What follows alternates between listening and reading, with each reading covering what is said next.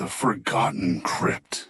In the quaint, unassuming village of Elderwood, time seemed to stand still. Nestled among rolling hills and dense forests, the villagers lived simple lives, unaware of the dark secrets lurking beneath their feet.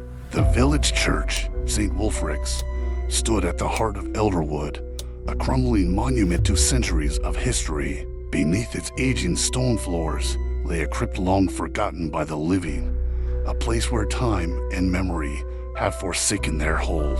It was a crisp autumn evening when Jacob, a local historian with a penchant for the mysterious, arrived in Elderwood. Jacob had heard whispers of the crypt during his research into medieval burial practices. His curiosity, insatiable and often reckless, had driven him to this remote village. With a backpack full of notes, maps, and a single candle, he approached St. Wulfric's, its looming presence casting long shadows under the setting sun. The church's caretaker, an elderly man named Thomas, greeted Jacob with a wary eye. Thomas had spent his entire life in Elderwood, tending to the church and its grounds. He had seen many come and go, but few had ever expressed interest in the crypt.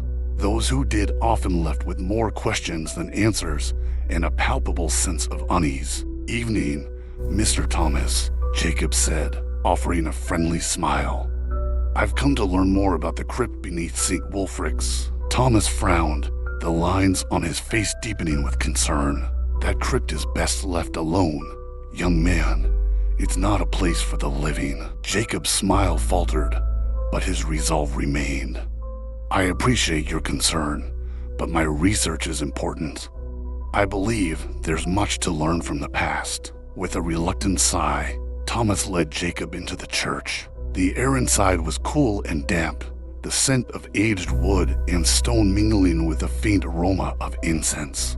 The caretaker guided Jacob to a narrow staircase hidden behind a weathered tapestry. As they descended, the light from their candle flickered, casting eerie shadows on the walls. The crypt was a labyrinth of narrow corridors and forgotten tombs. The walls were lined with the remains of villagers long deceased, their bones interred in the cold embrace of stone. As they ventured deeper, the air grew heavier, and an unsettling silence enveloped them. Thomas stopped at a large, ornate door at the end of the corridor. "This is as far as I go," he said, his voice trembling. "Beyond this door lies the oldest part of the crypt. Few have entered, and fewer still have returned." Jacob nodded, a shiver running down his spine. "Thank you, Mr. Thomas. I'll be careful." With a final, hesitant glance, Thomas turned and made his way back up the stairs, leaving Jacob alone in the oppressive darkness. Taking a deep breath, Jacob pushed open the heavy door, its rusty hinges groaning in protest. Inside, the air was even colder, and a sense of foreboding hung thick. The room beyond was vast, its ceiling lost in shadow. Ancient sarcophagi lined the walls, their surfaces covered in intricate carvings and faded inscriptions. In the center of the room stood a single, imposing tomb, larger and more ornate than the others.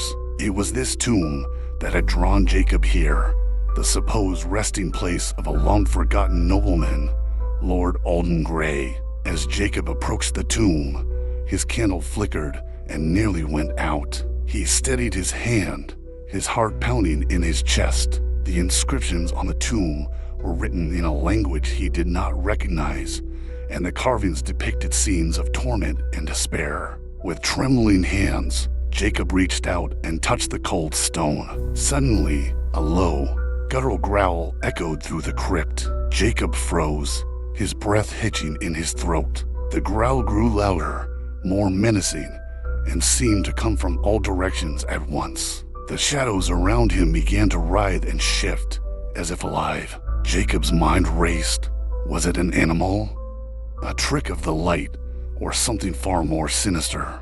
He backed away from the tomb, but the growl followed, reverberating through the stone walls. Desperation clawed at his thoughts, and he turned to flee, but the door slammed shut with a deafening thud. Trapped, Jacob's only choice was to confront whatever haunted the crypt. He held his candle high, its feeble light barely piercing the darkness. "Who's there?" he called out, his voice echoing eerily. From the shadows emerged a figure, tall and gaunt, draped in tattered robes. Its face was hidden beneath a hood, but its eyes glowed with an otherworldly light. The growls ceased, replaced by a voice that seemed to echo from the depths of the earth. "You dare disturb my rest?" the figure intoned, its voice a chilling whisper. "You seek knowledge, yet you know not the price." Jacob's courage faltered, but he stood his ground. "I mean no harm. I'm a historian, seeking to uncover the past." The figure stepped closer, its eyes burning with a malevolent fire. "The past is a dark and dangerous place, one best left undisturbed. I am Alden Grey, and this crypt is my domain. You, mortal, have trespassed." Jacob's heart raced. The legends of Lord Alden Grey spoke of a man who had delved into forbidden arts, condemned for his insatiable hunger for power. His death had been shrouded in mystery, his name erased from history, and now his restless spirit stood before Jacob, demanding retribution. I didn't know," Jacob stammered. "I only wanted to learn." Alden's laughter echoed through the crypt, a sound devoid of mirth. "Learning comes at a cost, historian. Your curiosity has awakened forces beyond your understanding. Now, you must pay the price." The shadows around them thickened, and Jacob felt an icy hand grip his heart. He tried to scream, but no sound escaped his lips. Darkness closed in, suffocating, consuming. In his final moments, Jacob's mind was filled with visions of torment and despair, a glimpse into the eternal suffering that awaited him. When the villagers found Jacob's lifeless body the next morning, his face was contorted in a rictus of terror. Thomas, his eyes filled with sorrow, knew that another soul had been claimed by the crypt. The door to the oldest part of the crypt was sealed once more, the key hidden away, and the villagers spoke of the incident in hushed tones, a warning to those who might let curiosity lead them astray. Years passed, and the tale of Jacob's fate became a legend, a story told to scare children and warn the foolish. Yet, deep beneath St. Wulfric's, the Forgotten Crypt remained, a silent sentinel to the horrors of the past, waiting patiently for the next soul brave or foolish enough to disturb its eternal slumber.